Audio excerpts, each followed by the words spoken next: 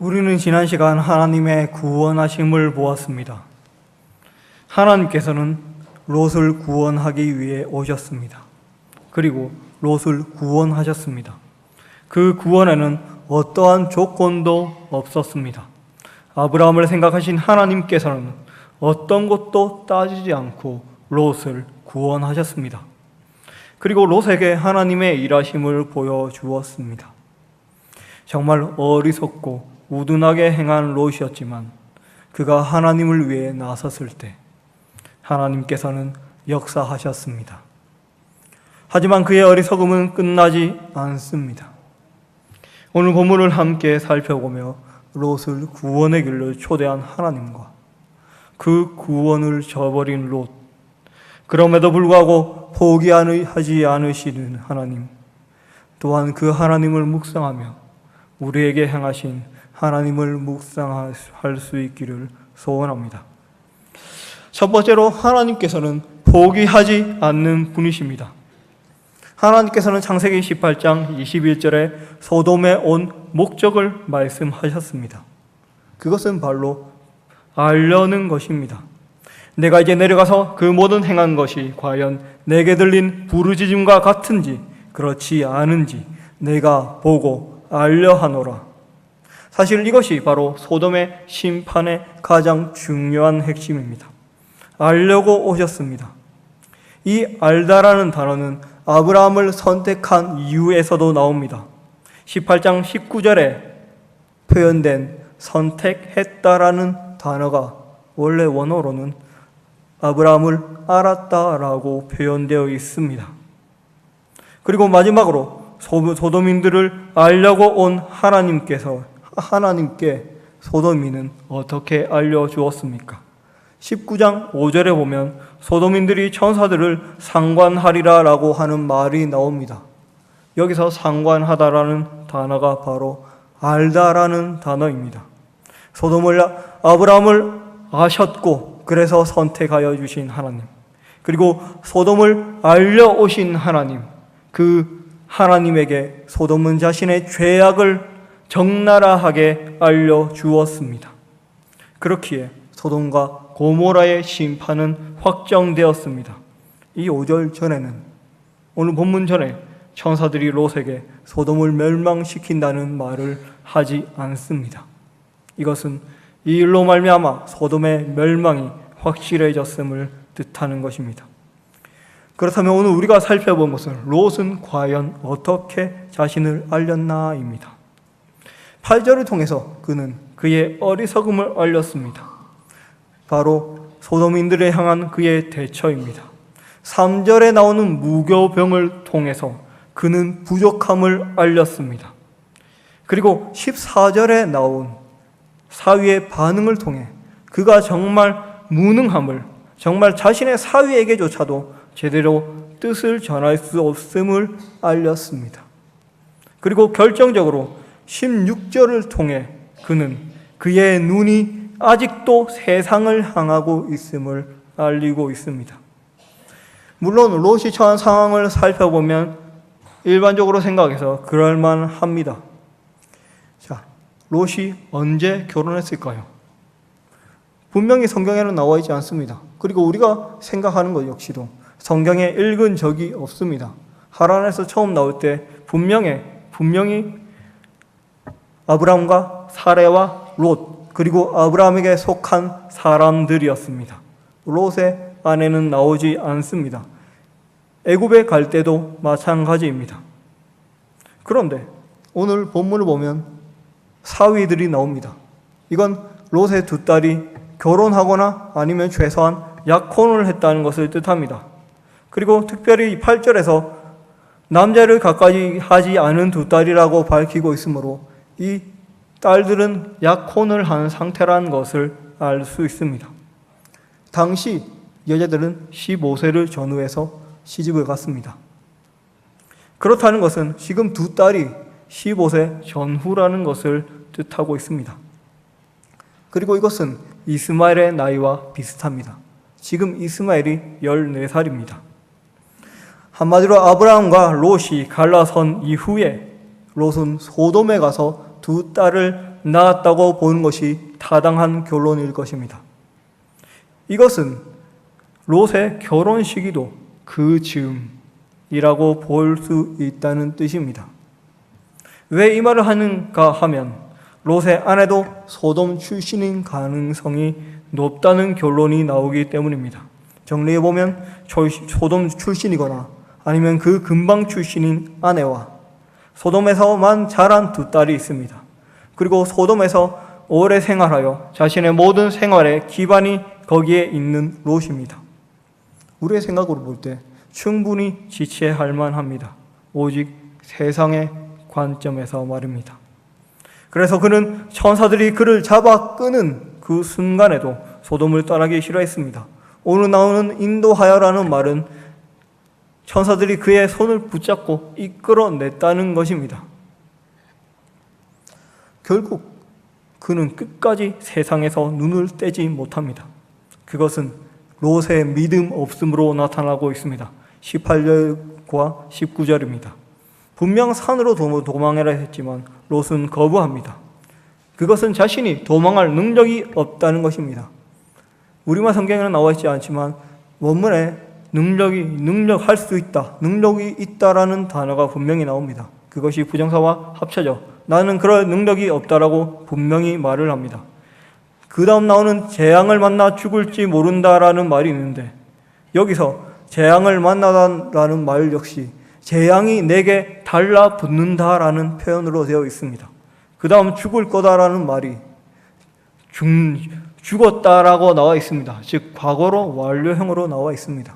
한마디로 내가 이대로 산으로 올라가면 나는 분명히 죽을 거다. 그건 확실하다고 롯은 선언하고 있는 것입니다. 하나님의 능력을 전혀 믿지 않습니다. 또한 자신 역시도 믿지 않습니다. 오랜 세월 비옥한 평야에서 산 자신은 이미 저 산으로 갈 힘이 없다고 하는 것입니다. 정말 그렇습니까? 금요일날 오신 분은 알겠지만 두 천사가 마므레에서 소돔까지 왔을 때 몇 시간 정도밖에 걸리지 않았다 했습니다. 그리고 마므레에서 소돔까지의 거리는 약 60에서 70km로 그 당시 사람이 걸어서 이틀이 걸리는 시간이었습니다. 왜 천사는 굳이 걸어서 왔을까요? 바로 소위 말해 뿅 하고 나타날 수 있지 않습니까? 모든 것을 지배하시는 하나님이 그 정도 능력이 없습니까? 그것은 우리에게 알려주기 위해서였습니다. 바로 롯이 산을 선택하기만 한다면 하나님께서는 그 천사가 보였던 그 기적적인 능력을 롯에게 체험하게 하실 거라는 것을 우리에게 알려주고 있는 것입니다. 하나님은 그 놀라운 기적을 이미 예비해 놓으셨습니다. 하지만 롯의 믿음 없음은 그 기적을 발로 차버렸습니다. 결국 롯이 선택한 곳은 소알입니다. 조그만 마을입니다. 20절은 한마디로 애걸복걸하는 뉘앙스로 가득합니다. 저 마을 조그맣고 가깝잖아요. 그러니까 저 마을 하나는 좀 어떻게 좀 해주세요. 제가 거기 가서 좀 피할게요 라고 애걸복걸합니다. 하지만 그럼에도 내가 이것까지도 너의 청을 들어주겠다고 하나님은 강조하시면서 롯의 말을 들어주십니다. 결국 롯이 죽지 않게 하십니다. 믿음 없는 롯을 구원하십니다. 이 롯을 끝까지 포기하지 않았던 하나님께서는 지금 우리를 붙잡고 계십니다. 우리가 어떻게 하든 상관없습니다. 그 끈질간 손과 전능하신 능력으로 변하지 않으므로 우리를 구원으로 인도하고 계십니다. 롯에게 재앙이 달라붙었습니까? 그가 그렇게 고백했다면 우리에게는 성령님께서 찰싹 달라붙어 계십니다. 우리가 어디로 가든지 떠나지 않을 것입니다. 그리하여 결국은 하나님의 나라로 우리를 인도하십니다. 우리가 하나님의 손길을 거부할지라도 하나님의 구원조차 거부할지라도 롯에게 하신 것처럼 하나님께서는 우리에게 어쩔 때는 대안까지도 제시하시면서 우리를 붙드십니다. 지금도 우리를 포기하지 않으시는 하나님의 은혜로 우리가 이 자리에 있습니다. 하나님께서 부족한 우리를 어떨 때는 달래주십니다. 어떨 때는 어르십니다. 어떨 때는 꾸짖으십니다. 그리하여 결국 하나님의 전으로 우리를 인도하십니다. 우리의 눈이 롯이 아닌 바로 그 하나님께 향할 수 있음을 소망합니다. 그렇다면 하나님께서는 뭐라고 말씀하고 있습니까? 바로 두 번째, 산으로 도망하라고 말씀하십니다. 정확히는 그 산으로 도망하라고 말씀하십니다. 그 산은 어디입니까? 홍수 후 노아가 새로운 생명, 새 하늘과 새 땅에 첫 발을 내딛은 곳이 바로 산입니다. 아브라함이 이삭을 바치려 했던 곳이 산입니다. 그곳에서 하나님께서는 이삭의 생명을 대신할 희생의 양을 예비하셨습니다.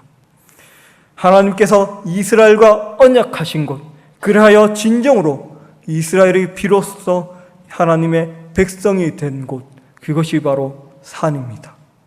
열왕기상 20장 23절에서는 아람 왕의 신하들, 그 이방인들조차 자신의 짧은 신으로 하나님을 산의 신이라 묘사합니다. 하나님은 산에서 역사하시는 분이셨습니다. 이스라엘에 있는 곳이 바로 산지였습니다. 특별히 예루살렘이 있는 곳은 가장 높은 곳, 성전은 그곳 중에서도 가장 높은 곳에 위치했습니다. 그래서 시편에 수많은 성전에 올라가는 노래들이 존재합니다. 우리가 잘 아는 시편, 내가 산을 향하여 눈을 들리라 나의 도움이 어디서 올고 해서 산은 성전을 바라보면서 하는 말씀입니다. 바로 하나님께서 역사하는 곳입니다. 그리고 당시 아브라함이 머물던 마므레가 산이었습니다. 롯이 있던 곳은 해발 약 마이너스 350m입니다. 그리고 마므레는 해발 몇 미터라 생각되십니까? 해발 1000m입니다. 1000m짜리 산도 드물죠. 그러면 350m까지 자면 그 고도 차이는 1350m에 이릅니다. 하나님께서는 롯을 부르셨습니다. 산으로, 그 산으로 부르셨습니다. 그리고 마지막으로 예수 그리스도께서 십자가에 달리신 곳이 바로 그 언덕, 골고다의 언덕입니다. 그곳에서 예수님께서는 자신의 몸을 찢으시고 우리에게 나누어 주셨습니다. 이처럼 사는 새하늘과 새 땅이 시작된 곳입니다. 하나님의 언약이 머무는 곳입니다. 하나님의 구원이 선포되는 곳입니다. 그리스도의 보혈이 흐르는 곳입니다.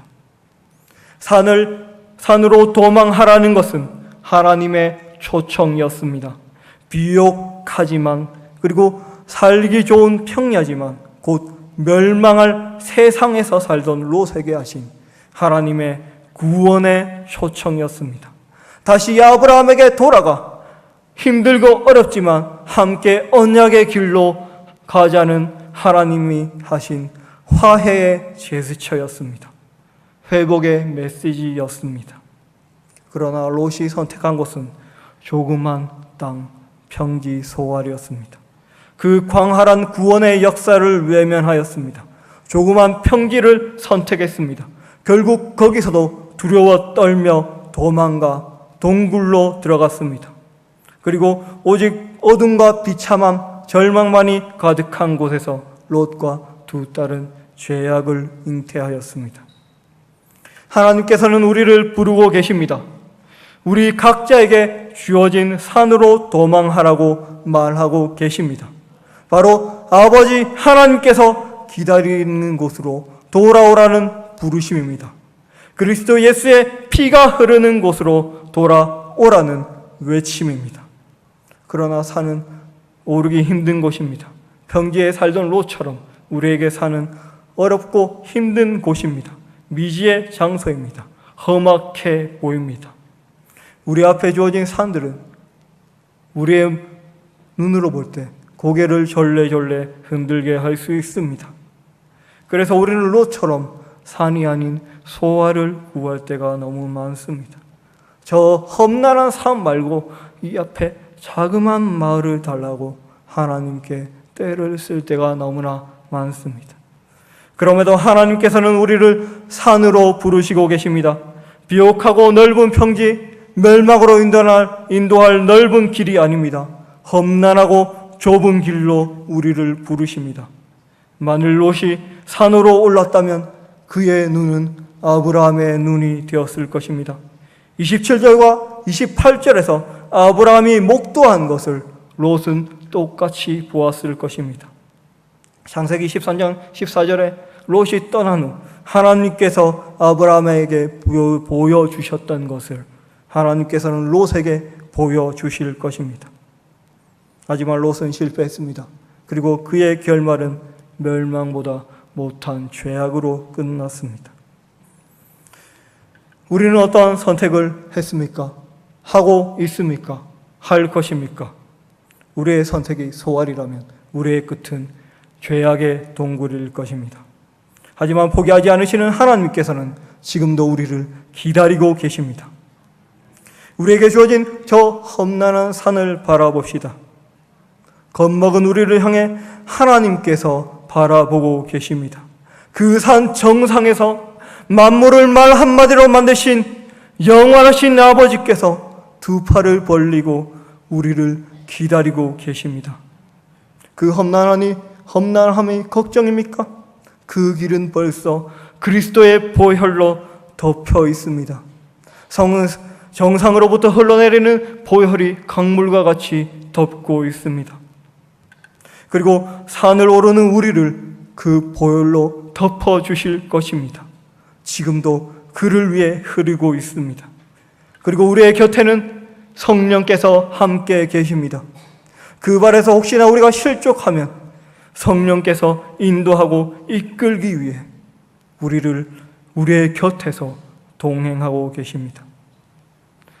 우리의 산으로, 하나님께서 부르시는 그 산으로 오르기 원합니다. 발걸음 한 걸음 한 걸음마다 주의 은혜가 새겨질 것입니다. 그리고 아버지 하나님의 사랑이 우리를 기다리고 있을 것입니다. 우리가 그 길을 가다가 넘어질지라도 하나님께서는 오히려 그 넘어짐을 통하여 우리에게 간증거리를 제공하실 것입니다. 그리하여 하나님 앞에, 아버지 앞에 이르렀을 때 밤을 새서 말을 해도 모자랄 정도로 하나님께 이야기하고 나눌 것이 많도록 우리에게 부어주실 것입니다.